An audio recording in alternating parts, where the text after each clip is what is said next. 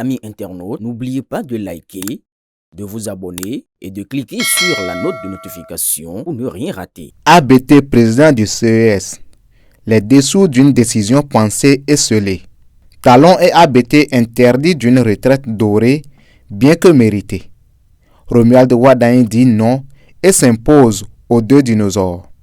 Pour service rendu à la nation béninoise, le président Talon et son ancien ministre d'État et ami, Abdoulaye Bio-Tchane, se préparaient à une belle retraite, faite de voyages, de découvertes, de jeux de dames et de commentaires devant la télévision, à suivre des matchs de la Ligue des Champions.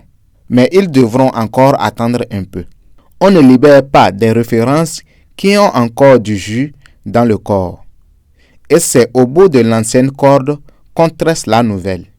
C'est certainement le sentiment de l'actuel président Romuald Wadain pour oser briser le rêve de son mentor et de son ancien collègue Abdoulaye Bio-Tchane.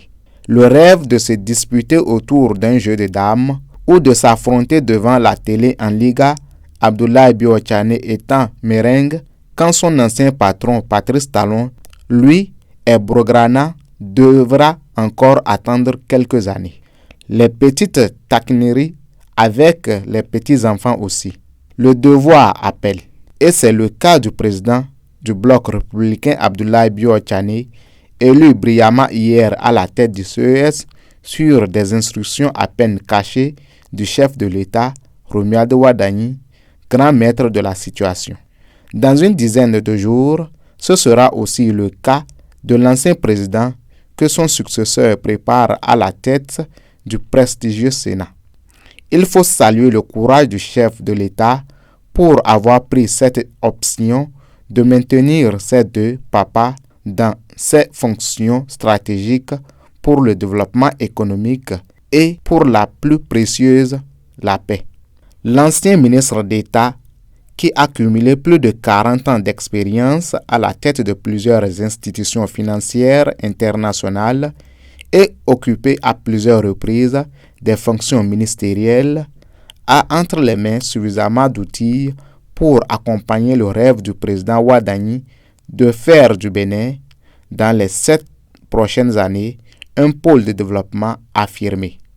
Le président Talon, qui a bataillé comme un fou, d'abord comme opérateur économique, puis comme véritable pionnier du développement du Bénin pendant 10 ans, a suffisamment de gris-gris pour être le défenseur de cette paix sans laquelle tout sera vain.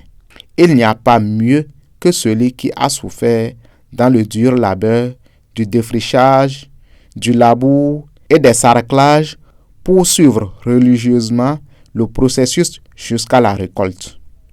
Il en sera le meilleur gardien. Et c'est ce que le président Romuald Wadain a compris.